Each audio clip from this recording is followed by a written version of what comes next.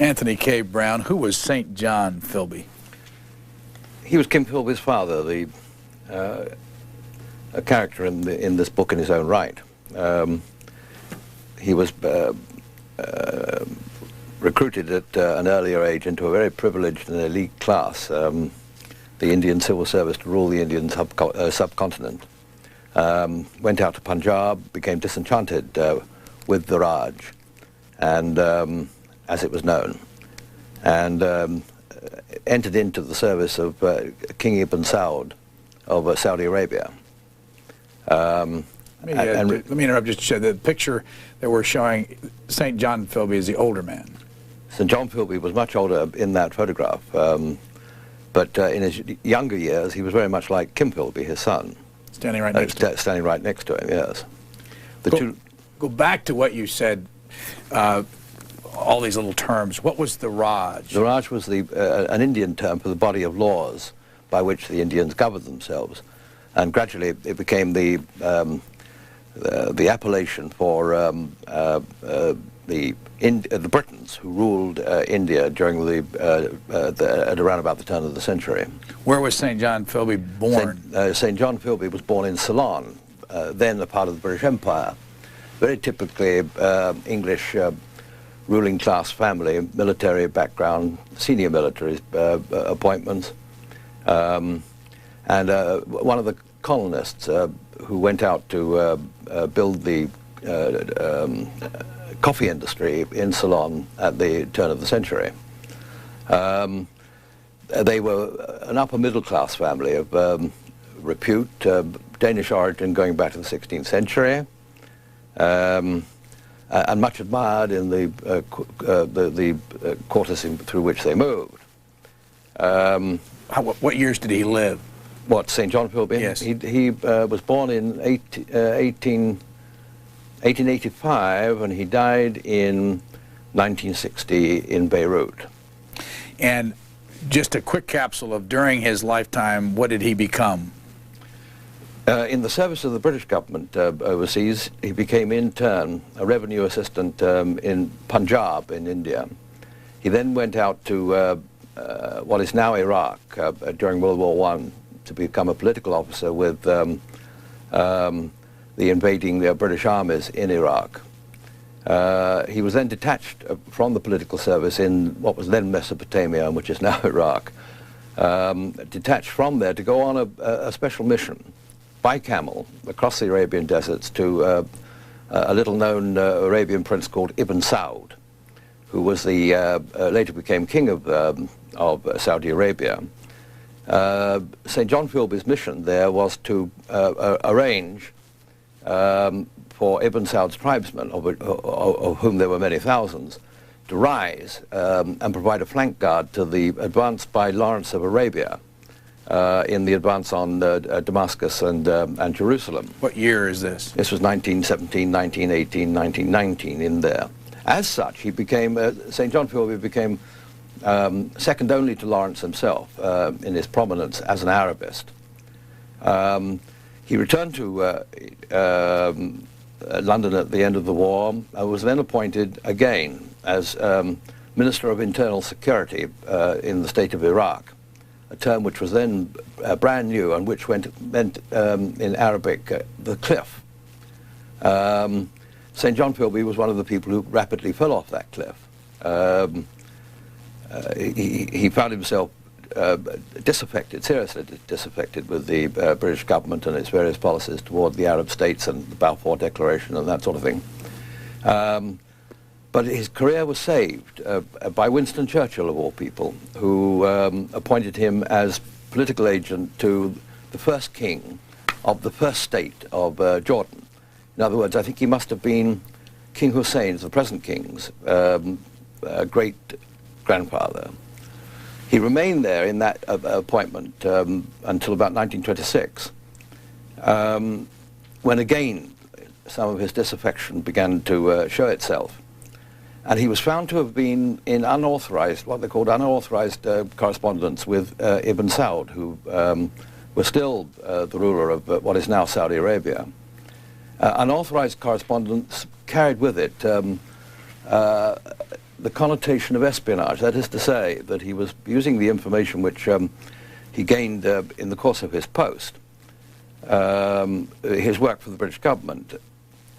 He passed that information to Ibn Saud. Ibn Saud was then bent on becoming the principal ruler in all the Middle East, and he was very close to success at that time. He'd already occupied the twin holy cities of Mecca and Medina, and he was about to march on the Red Sea port of Jeddah. In all those activities, he was quite vitally assisted by St. John Philby, who was able to advise him about how far, that is Ibn Saud, how far Ibn Saud could go in occupying all Arabia without incurring the wrath of the British government, which was then the principal power in the Middle East. From that appointment, he became what was virtually principal advisor to Ibn Saud in foreign affairs, a position that he enjoyed for the next many years, up until 1953, when Ibn Saud himself, his great friend, died. They were, in fact, very great friends, close personal friends, and it's very reminiscent, that friendship is very reminiscent of this business of what happens when the wise man from the East meets the powerful and titanic man from the West. It was quite a moving friendship in many ways. Let me ask you this overall question. If I'm watching you talk about this book, and I'm an American, of what value? You're talking about a world that a lot of people don't understand. What's the impact on America of these two men? The impact was this, that in 1934, Ibn Saud's treasury was in danger of going bankrupt. And he decided for the first time to permit infidels, foreigners, Westerners, into Saudi Arabia in order to prospect for the minerals there. There were huge quantities of King Solomon's mines were there. There was a huge whole mountain ranges of quite high-grade iron ore. There was also oil. King Ibn Saud wanted to sell the oil concessions, but he was uncertain who he should sell them to. And under a certain amount of pressure, he did agree to sell them to the British government. However, St. John Philby was anxious as always to do his own government in the eye. Managed his affairs so that the oil concession went to the American company Standard Oil of New Jersey. Standard Oil of California, as it was then.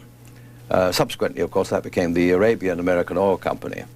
And as the State Department described that company in some testimony, it was, as it remains, the richest commercial prize in the history of the planet. That modest maneuver on the part of St. John Philby in regard to the oil deposits in Arabia brought revenues worth trillions to this country. And as they say in oil circles, it made America rich, or perhaps richer. By the way, where are you from? Well, I'm a Briton. I was born in Britain. And where do you live now? And I live in Virginia and have done since 1975, I think, but getting on for, how long is that, 1975 to the present day. What have you done over the years? I've been doing books. This is my 10th book. Almost all on the same type of subject. What's the Bodyguard of Lies? Bodyguard of Lies is an account of all the intelligence operations which went into the D-Day operation in Normandy on the 6th of June of 1944. It was that book that brought me to Washington in the first place, or although I've been here as a correspondent on many occasions in the past, ever since the Cuban Missile Crisis brought me here first of all. Who'd you work for then? I was with one of the London dailies, the Daily Mail in London. But the thing that caused me to take up residence here was the Freedom of Information Act, which had just been introduced when I was working on Bodyguard of Lies. And I did, the title derives from one of Churchill's statements in World War II, that truth in war is so precious she should always be protected by a bodyguard of lies, hence the title. The principal element in that book, Bodyguard of Lies, was first of all, managed to obtain knowledge of and break that story about the breaking of the German codes, Ultra, which came from a connection of mine here in Washington. The other big thing was, of course, the cover and deception plan for D-Day, the plan by which Eisenhower was able to misinform and thereby outwit the mind of Hitler about where, when, and how we were going to land. A very important book. It's still it's regarded as, I'm glad to be able to say, a classic these days. Then it was an authentic bestseller. This book combines the story of St. John Philby and his son Kim Philby. Yes. Has that ever been done before? No. Is there new information in this book? Yes. Where'd you get it? Where did I get it? Where does one ever get it? You just wander around in a disconsolate fashion, interviewing people until you finally find the man that you've been looking for all these years. The reason I asked that, one of the things in one of your notes in the back is that Rufina, is that the way you pronounce it? His fourth wife, Kim Philby's fourth wife, showed you his unpublished memoirs or some of the papers that he has? Yes. Has that ever been, anybody ever written about that before? Well, they were sold just recently by Sotheby's. So to that extent, they are now in the public domain. At the time that I saw them, which was 1990 and 1991, I was there twice in Moscow. They had not been, they were not in the public domain at that time. And curious enough, it was the KGB, the Soviet intelligence service, the old Soviet intelligence service, their officers which arranged the meetings with Rufina Philby. They went very well for about, and she in turn introduced me to other, more of Philby's colleagues in Moscow. A very good connection indeed. She made a great fortune out of these things, as you probably know, when she sold them at auction in Sotheby's in London. How much? I think about in July, well, probably £250,000. Round about what? $400,000. $400,000, which is a fortune by her standards. We've got to get back to that eventually, but Kim Philby, what impact did he have on the United States? And when did he live? Well, he lived between 1912, he was born in British India, in the Punjab, and he died in May of 1988, quite recently, in Moscow. He was a chip off the old block, very much his father's son. First in regard to his intellect, which was extraordinarily polished and developed brain, trained, classically educated at Trinity College in Cambridge, which has got to be one of the oldest the oldest colleges in the world. But at a very early age, he became addicted to Bolshevism, and after some adventures in Vienna, he was in fact recruited at the age, I think, of 19 or 20. He was recruited into the Soviet intelligence service as a secret agent. His job to penetrate the British secret service at the highest levels, and if needs be, to spend his lifetime doing so. Kim's communism wasn't unknown in either Oxford or Cambridge. And he had great difficulty in fulfilling his Soviet mission. And it did so only in 1941 when, for reasons that are not clear, the British intelligence service did in fact decide to employ him in a very important position. We'd just recently broken the German intelligence service's ciphers, codes. And this was providing us with information about what was going on inside Germany on a very large scale. The area which he had was assigned to was the Iberian Peninsula, Spain, Portugal, Spanish and the Portuguese Empire territories, Portuguese and Spanish North Africa, where we were going to land a very large number of troops, the United States, Great Britain, in 1942. So he controlled one of the active theaters, the place where the intelligence services met eyeball to eyeball, a very dangerous place. And his principal job, was disinformation. This he was a master at. What kind of a guy was he? He was built very much like his father, squat, but extremely attractive, very facile, but not so facile that it would lead you to suspect him of anything. He was in many ways a master of the art of acting, because he managed to conceal what he really was, which was a Soviet secret agent, effectively for the next 40 years. 40 years without anybody really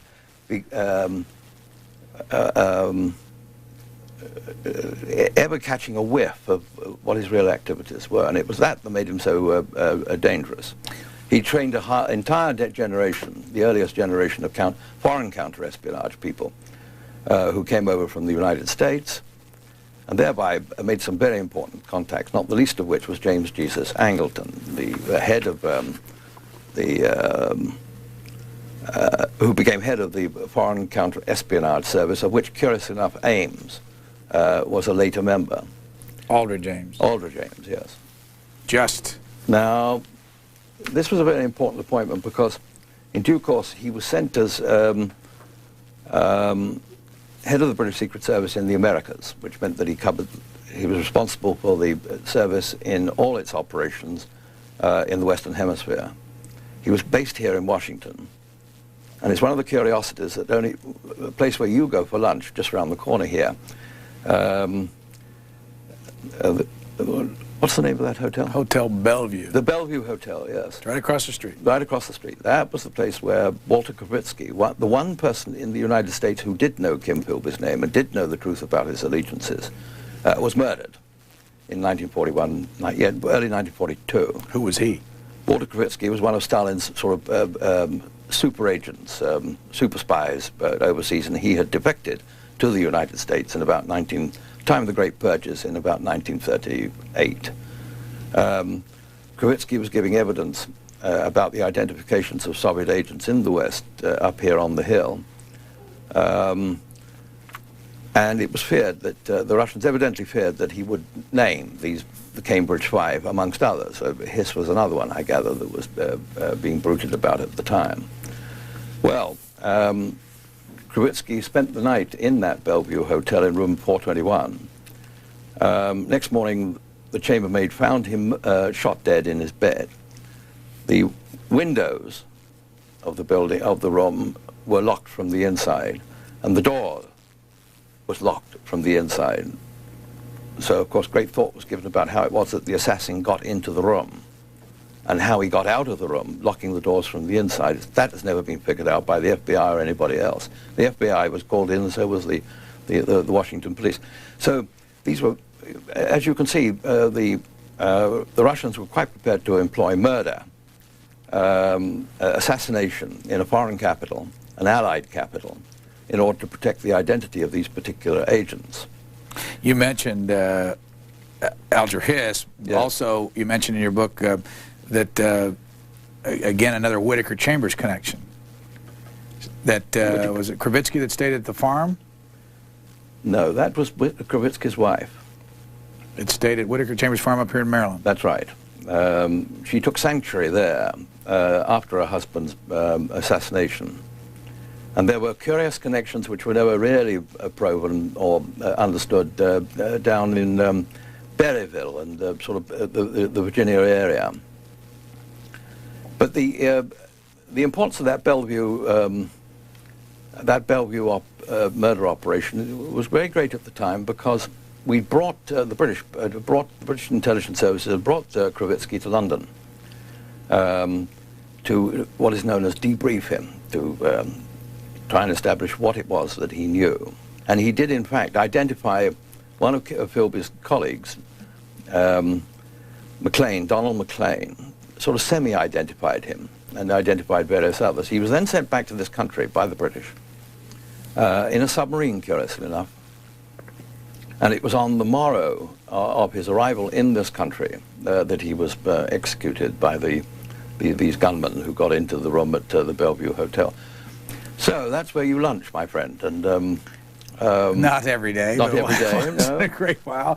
But you know, another thing you learn early in your book is that this little book that you can now buy for about $3.95 in a bookstore has something to do with where Kim Philby got his name. Yes, the Rudyard Kipling's Kim was one of the most infectious novels of its time, perhaps the most infectious. It produced the notion of complete loyalty to the Crown. The young officer on the frontiers of the Empire, serving India and England for the common good, as it was regarded, Kim became very famous and infected an entire generation of young Englishmen with these notions. It's an extraordinarily romantic story, and beautifully written, of course, because it is by Rudyard Kipling. And Kim, whose real name was Harold Adrian Russell Philby, his father nicknamed him Kim. It appears that St. John Philby was quite close to Rudyard Kipling. And certainly they all sort of grew up and worked in the same area, Lahore, in the Punjab.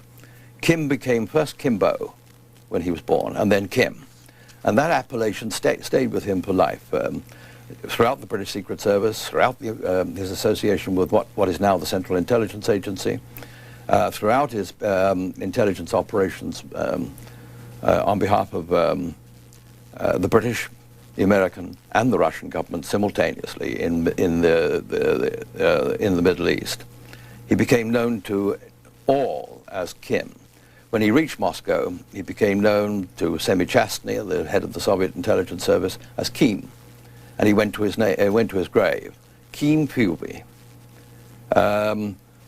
rarely has such a nickname attached itself to a man of his distinction for life, because he was distinguished in the peculiar way that spies sometimes acquire distinction.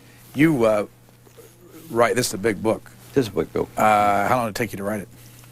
Oh, you know, I signed the contracts in October of '88. I started work almost immediately, but I've been living with it for some considerable time beforehand, because I did the biography of Philby's boss, the legendary Sir Stuart Menzies, Churchill spy master. So I've been living with it through that time. I'd worked with Philby between 58 and 63 no, 62 in Beirut. So I knew a great deal about this man. Did you ever meet him, by the way? Yes, I did. I worked with him very closely. You worked with him? Oh, yes. In the great capitals of Arabia, Middle East, and that sort of thing. With Kim Philby? Oh, yeah. For how long? Well, I went ashore with the U.S. Marines in the Lebanon in 1958. And there he was. He's well known to us all. There he was, sitting there at on the terrace of the St. George Hotel, drinking his vodka and V8.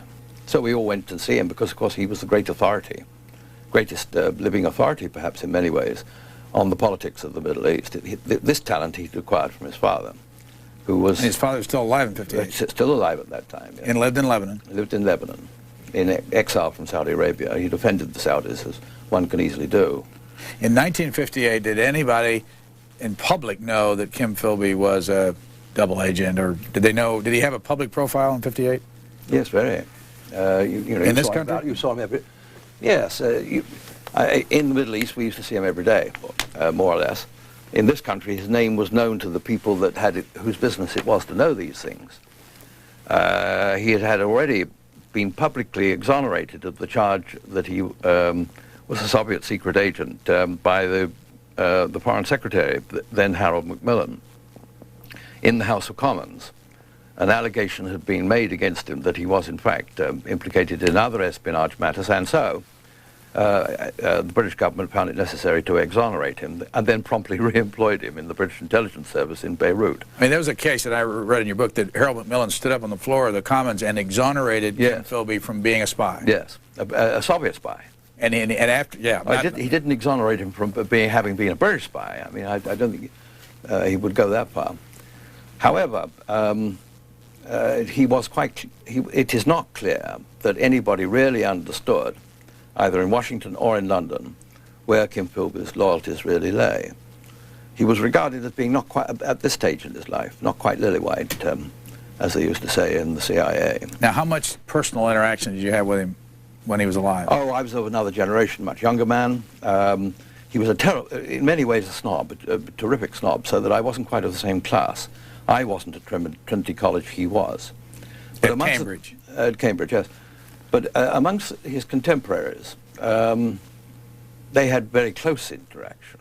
The CIA kept lists of those people that with whom he was closely connected, and one of those lists came into my possession. I quoted in the book there. All the people, they were all of exactly the same grouping, social grouping, and the same social grouping and age, particularly. He was very conscious of the fact that I might be a watcher,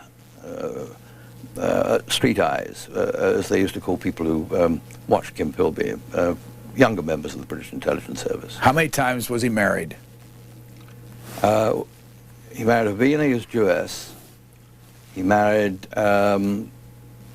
well, he entered into a relationship with an English county woman of some, of good birth and good background, as they used to say. But he didn't, she bore him 4 children, but he didn't marry her for some reason or other connected with the Soviet service until long after the war, when he was almost forced to marry her by the possibility that he might be exposed to the British service as having Soviet connections. Let me just show the audience these 2 pictures. The one up on top is of... That's the Viennese girl that he married in order to give her the protection of his passport.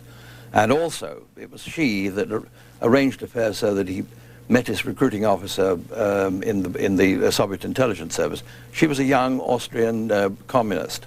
How about down here? And this was his common law wife, Aileen, who used to write to hounds, was extremely well known, a very prominent family. He married her in order to give him the protection he felt she could provide to him as cover in the British service. They did not marry, although she bore him 4 children. They did not marry until quite late. As I recall, it was around about 1949 or so that they got married, and they did so only because people were becoming aware of the fact that she was his mistress rather than his wife. And he had 4 illegitimate sons by her, so it felt prudent that the 2 of them should marry. You write, as I started to say earlier, one of the things when you read, I wanted to ask you this. As I read it, I kept trying to follow the path through all this. Did you ever get lost in this thing? Yes, many times. So it's not unusual when you're reading this to say, hold on, you got another couple chapters to go before you figure this out? First of all, you're dealing with a huge canvas. I mean, it starts in 1885 and it goes through to 1988 when Philby finally died. That's the point when you've got 2 world wars. You've got an enormous political development, such as the Russian Revolution up to a point. You've got the whole question of the early years of the Cold War. You've got the whole question of the development of the CIA as an instrument of world power. And then you've got finally the British loss of the Middle East, partially at least through what Kim had to tell the KGB. They've always claimed that his dispatches to them were of the highest importance politically, so it seems reasonable to suppose that he was pretty much aware of all the joint Anglo-American policy decisions in regard to military and economic political operations in the Middle East. Again, he ended up dying in Moscow, but how many years did he live, his last years? Well, he vanished from Beirut. They were going to arrest him, or there were signs that he was going to be arrested. He vanished in January of 1963. And he did vanish. Nobody knew quite where he was for the coming 6 or 8 months. When he did surface in Moscow and made a statement about the reasons why he had betrayed a generation, as it was known at the time. That was in July of 1963, and in that same year, very little was heard of him again for 25 years. During that period, he was serving in the Soviet intelligence service. So for 25 years in Moscow, we didn't hear about very little. There was mutterings and sputterings and things of that description for quite a long time, but nothing which enabled anyone to get a picture of how this man was living, what his work was, or anything like that. He was, in fact, the authentic Soviet secret agent at work in the Lubyanka in Moscow. What's the Lubyanka? Lubyanka is the headquarters of the Soviet service. Now, you talk a lot about Pushkin Square. Yes. Where is that? Pushkin Square was, you know, sort of equidistant between the Lubyanka, which is near the Kremlin, and his residence, which was at a place called Patriarch's Pond in Moscow. We subsequently found out where it was he was living and how he was living. Did you go there when you were? Yes, many times. I mean, that's where I did all my interviews with, I spent about 2 weeks there, I suppose, in his apartment there. Who's still living connected with the Philby name? Well, he's got, to my certain knowledge, he has 2 sisters, and they're still about, but I think they've changed their names. In any case, I made no attempt to see them because while it might have been desirable that I did so, first of all, I couldn't find them, but more particularly, the whole question of the Philby case, the Philby affair, the spy case of the century, as it was known at the time, shattered that family to such a degree that I felt that it would be more compassionate if I lay off them. I knew what I wanted to know, and that was the end of the affair. Then, of course, there was Kim Philby's own children. He had 5, one of whom, incidentally, was named after George Washington, the American president. Harry George Philby was so named after Harry Truman and George Washington, keeping the family. Wow. The reason was, you know, he was a high-ranking British official in this country. Kim Philby was? Kim Philby was, yes. For how many years? Oh, not very long, about sort of, yes, 20 months, something of that order. And he was signed to the embassy here? He was first secretary at the embassy here, and his actual job was to liaise between the British intelligence service, which was then a frightfully important thing, and the CIA, which was then forming. What years again? This was 1949, 1950, and 1951. A bit of half of 1951. And he felt that, you know, since his newborn boy, might be appropriate to name him as a tribute to two of America's most illustrious presidents. He did that at his father's suggestion, by the way. His father wrote to him and said, "You really ought to call the boy George Washington Philby." Well, he thought that was going too far, so he called him Harry George Philby. Let me ask you about a couple of little things, because time moves so fast. Graham Greene, here's a picture of Kim Philby and Graham Greene. Where was this taken? That was taken in Patriarch's, the house in Patriarch's Pond. Graham Greene on the left. Greene on the left, Philby on the right, on the occasion of Graham Greene's state visit to Russia. He was very popular with the Soviet government. And where was Graham Greene from? Well, he was in the British Secret Service. He was an Englishman.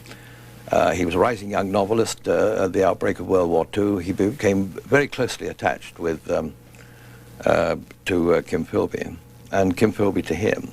And nobody's completely sure where that affection developed, how, and how long it really lasted. Politically sympathetic? Yes. Oh, very much so, yes.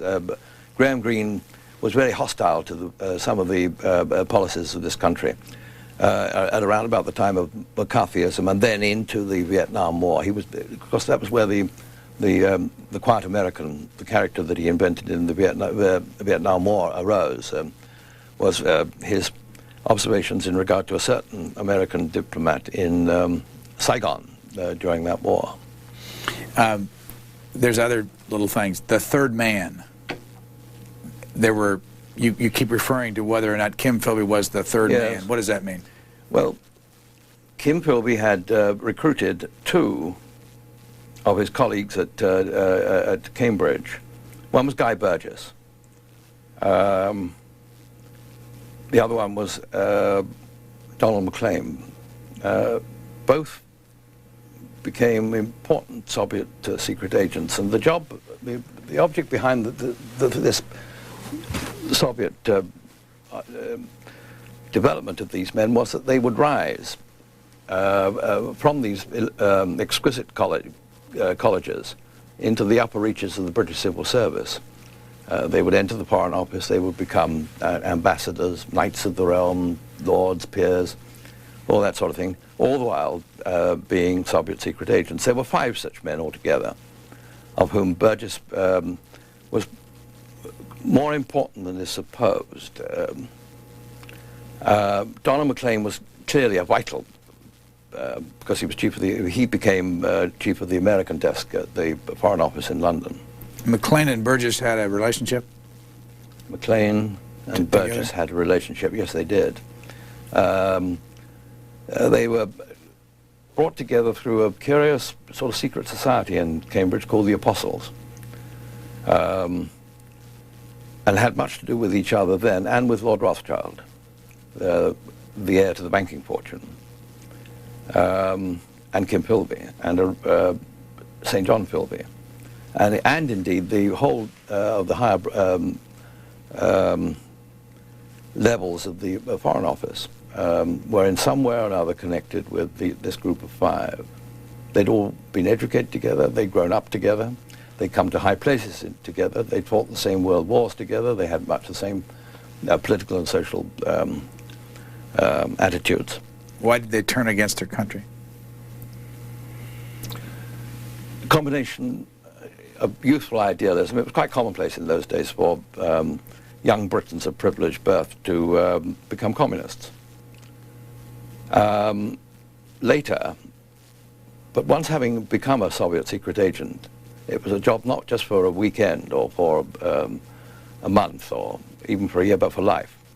You were committed. And if you sought to redefect, to return to the quarters of Britain or the United States or wherever it was, the chances were that you would either be liquidated, as was Kravitsky around the corner here, or your employers would be informed about your activities during the last 10, 20 or 30 years or whatever it was, which could often lead, or could quite easily lead to jail sentences or things of that description. Once they got their tentacles into you, you were finished. If you tried to act in any independent way. What did happen, you've touched upon, these things are almost theological in their complexity. And I try to keep them simple, but it's no more possible for me to keep them simple in my conversation with you than it is in writing this book. That's why it took so long. 4.5 years of trying to simplify and make sense of a matter of almost theological complexity. You must remember you were dealing with a situation which was very much like the religious wars of the 16th, 17th centuries. That collision between capitalism in the West and communism in the East. But you then, in the in the middle of the book, start the discussion about James Jesus Angleton that we showed earlier, and it's a face. As a matter of fact, I showed one picture. I want to get the one that was taken over in South Kensington in London, and that Kim Philby had a tremendous impact on his life. Yes. Now yes. Tell us more about him. I think it's true to say that Philby destroyed Angleton, Angleton's existence. Angleton was the son of a wealthy American father, Spanish mother, who joined the old Office of Strategic Services. That was the predecessor to the Central Intelligence Agency. During World War II, went to London, was trained by Philby in the arts and crafts of counter-espionage in the Iberian Peninsula. He was admitted to what was virtually a brotherhood. This whole group of men became a brotherhood simply and solely because they had acquired the ability to read the German Supreme Command's ciphers. That ability was political power on a scale which most people had never experienced before and are unlikely to have experienced again. Secret intelligence is political power on the grand scale. And so Angleton joined the club. They became great friends. How far that friendship went and what it entailed is anybody's guess. Did Mr. Angleton ever write about it? Never. Did he die? He died a year to the day before Philby did. Did you talk to him? I did at great length, yes. Did he tell you what the relationship was? He did tell me, but I'm afraid I forgot all about it because it was a drinking session in the Madison Hotel around the corner here. He was a huge and heavy drinker. He too was, in a way, was a classicist, a Yaley, so that he had much in common with Philby's peculiarities of Philby's turn of mind. And what we cannot establish, this is where it starts to get that theological complexity of which I complained before. What we can't establish is how much Angleton knew about Kim Philby's loyalties. Was Mr. Angleton loyal to this country? There again, we can't be sure. Is that where you are controversial in all this? Very. Angleton was investigated internally by the Central Intelligence Agency at a very high level. There were 3 investigations. One to establish the nature of the operations that he ran within the counter-espionage department of the Central Intelligence Agency, the department into which Ames went. Aldrich Ames. Yes. Explain who he was for those that Well, he's the man who's just recently been found to have been a Soviet secret agent himself. The biggest in history of America? No. Yes and no. Who can really assess these things? The problem with the Ames case is that he was entirely venal. Unlike these fellows, this was all ideological. You know, it was like a religion, a faith, a belief that was implanted at youth and stayed with them for life in many cases. The problem about Angleton is this. He was investigated. Very high-level investigations went on for a period of about 8 years. One, to establish whether he was himself a Soviet secret agent. 2, whether how he ran his department and the objectives, the policies that he pursued within that department. And the 3rd one was a history of the activities of Angleton and the counter-espionage department of the CIA, all done by men who were expert in that particular arcane Byzantine activity. They were all retirees. They were all brought in from the outside so that they couldn't be contaminated by this glutinous mass of affections and relationships which grow up in that game. They sat down independently. They arrived at the conclusion, 1, that Angleton was not a Soviet secret agent. But can you imagine the effect that it must have had on Angleton's reputation when it was even suspected that he might be a Soviet secret agent? The second thing was... Wouldn't he be used to this? I mean, in that sensitive job? No. You know, Angleton was a pretty illustrious fellow, a pretty august personality. I mean, he was number 3 in the Central Intelligence Agency in many ways. He operated completely independently from the rest of the institution. Was the CIA director afraid of him? I can't tell you that. I can't answer that. You'd have to ask Mr. Helms. Helms was his boss and patron for most of his life. So that all in all, when Angleton was fired by William E. Colby, he was fired for a minor case, but behind that lay a very serious matter indeed. And it's never been finally resolved whether Angleton was completely loyal to this country. They did make one finding against him. This has never been revealed, but they did find that he'd acted in the interest of, apparently in the interest of the Soviet Union, over an important espionage, his knowledge of an important espionage case in Germany. One that had many repercussions. At what time, though? 1960, 1970, in there. But as I've already explained to you, you know, these matters get terribly Byzantine. And he who does not know all the facts, you know, poor average human beings such as myself, he who does not know all the facts shouldn't sit in judgment. There are games within games within games within games, and everything embellished, of course, in a riddle. Let me ask you, though, a couple of quick things. What are your conclusions about a number of things? Is this country well served by its intelligence community? Oh, brilliantly. It took a long time to get there, but brilliantly served.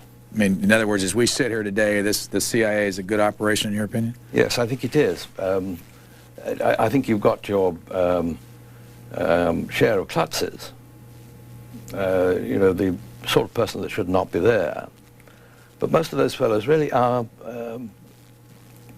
high-grade, very high-grade men who've devoted themselves to the secret service of their country, and as such usually are people of impeccable bearing. Did you ever serve the British intelligence Never. group? No, You've never worked for intelligence? As a correspondent, they used to ask me to do a little spying for them. You know, go and see the number of MiG fighter planes on Habanir Airport in Iraq, or ask President Nasser this question or that question. But this was the limit of it. We were all approached in that sort of way at that time, but to be employed by the British Intelligence Service, absolutely not, no. Where were you born? Bath in Somerset, an old, rather pretty Georgian town. Where did you go to school? I went to school in Luton, a town in Bedfordshire, which was quite close to my father's work at that time. That was a grammar school. It wasn't one of the illustrious universities. Are you still a British citizen? Yes. You tend to remain so? I do. How long do you expect to live in the United States? Oh, I married an American, so when? This was in Paris in 1978. Do you have a family, children? By a previous marriage. How many kids? 2. And when you are dealing with intelligence like this, do you get a lot of unsolicited phone calls when people know you're working on somebody's reputation? Well, I'm really not working on anybody's reputation. I'm working on a set of historical facts. You see, secret intelligence really is the obverse side of ordinary day-to-day politics. It's the secret side of great events. I'm not very much concerned with people's reputations unless it becomes necessary to do so, as in this case. I've had to pay a lot of attention to the conduct of office of people like Angleton. I never get any phone calls, simply solely because I've got an unlisted number, and I don't think anybody really believes that it's worthwhile giving me strange calls and that sort of thing. What's the most effective tool that you have then when you go after a book like this? And what I'm talking about are... Well, it's a basic knowledge. The basic knowledge went back, of course, the basic knowledge went back to the question of Bodyguard of Lies. What year did you put that book out? That was 1975. The events which I described occurred in 1944. And I built up a very wide range of people engaged in political warfare, secret intelligence, that type of activity at that time. And that was the generation which handed on the sword to the ones that, like Philby and Angleton became representative of. Did Kim Philby hurt his own country, Britain, or his own, you know? Well, of course, that's the old question of the value of espionage itself. And did he hurt the United States in any way? Yes, to the extent that it was grievous. It was very, very serious indeed.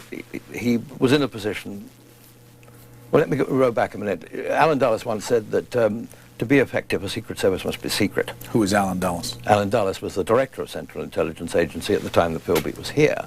Great friend of Kim Philby's. So Philby knew the identities of all the key officers in the CIA and the British intelligence services and the French and the German and everybody else who were about to fight the Cold War, which gave the Russians an immense advantage from the start. The second thing is he knew a great deal about the codes and ciphers and methods of signaling, so that the Russians had job of intercepting those communications were greatly assisted by Philby himself. They could see, at a time when World War III seemed to be both imminent and inevitable, he was in such a position that he knew what we would do. He was reading the portions of the American war plans, the Strategic Air Command war plans. The question of the early formation of the formation of NATO and the rearmament of Germany and Japan, who until recently had been... he was very closely acquainted with all the weft and warp of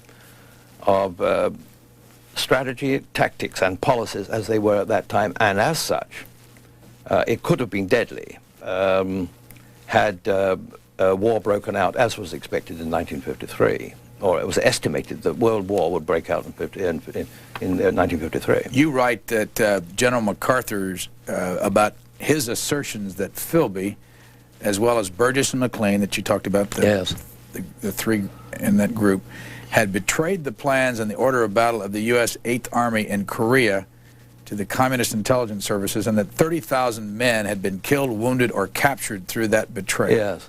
I think that illustrates what I've just said. The whole question of, in government, and especially in the alliances, there are one or two positions which are of the utmost importance, where the occupants of those desks read everything from every side. And Kim Philby had that position. The relationship between the British government and the United States government was extremely close at that time. Once again, the British were assisting and advising the Americans on the establishment of their own intelligence, foreign intelligence and security services. They were launching on a very large scale joint operations in all corners of the globe against the Soviet Union. There was a great deal of war planning. We had, don't forget that at that time Britain had a very large navy. It had the world's second largest air force, second only to the Strategic Air Command. And the army was a particular, the army available to Britain was a particularly good one, which could be deployed very rapidly in Europe and the Middle East and that sort of thing. So that the intimacy started by Eisenhower and FDR, the intimacy between those secret arms of government had strayed over into the Truman administration. As late as 1949, there was still a British military mission stationed within the Pentagon to arrange affairs should war break out, or to engage in joint planning. Now, Philby occupied that position, and he was still sitting there with the stuff going across his desk when the Korean War broke out. Nobody could be quite sure at that time whether this was going to be the opening shots of World War III. It seemed very probable that they were. You must remember that the United States, Truman declared a state of national emergency when the Chinese suddenly attacked across into Korea, as they did midway through that campaign. Philby knew these things.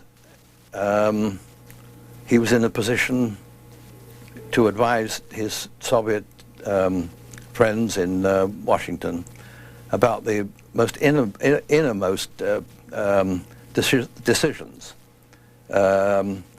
of the two governments here in Washington, as represented on the one hand by the State Department or the Pentagon, and on the other hand by the British Embassy or the British Joint Staff Mission.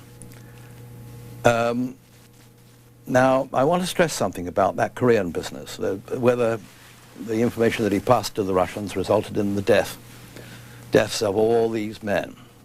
It's the opinion of Dean Rusk, who was an eminent State Department official of the times, that everything that was known to everything that was decided in the Truman administration was made known to the British government, in the person of the ambassador up there on Massachusetts Avenue, and that in turn found its way very rapidly to the intelligence services of the Kremlin. They in turn passed it to Peking and to their representatives in North Korea at that time. This has never been proven. It's much suspected, and with every justification, but William Manchester, who was MacArthur's biographer, managed to contact Philby in Moscow and place these questions before him. Philby naturally denied that anything he'd done while he was in office in Washington in any way caused the destruction of or the near destruction of the US 8th Army there, that he was responsible for the deaths of 30,000, 50,000, 60,000. These numbers are quite freely bruited around, but in the end, the conclusion was that through Philby, the Soviet government learned enough about the deployment, the limitations of force, the lengths and breadths of the strategy in Korea to be able to launch the Chinese counteroffensive at the right place, at the right time, with the right weight, and with terrible destructive force. If I were asked if my opinion was asked for, and it often is, on this case, I would say that Philby did, in fact, provide the Soviets with that type of information.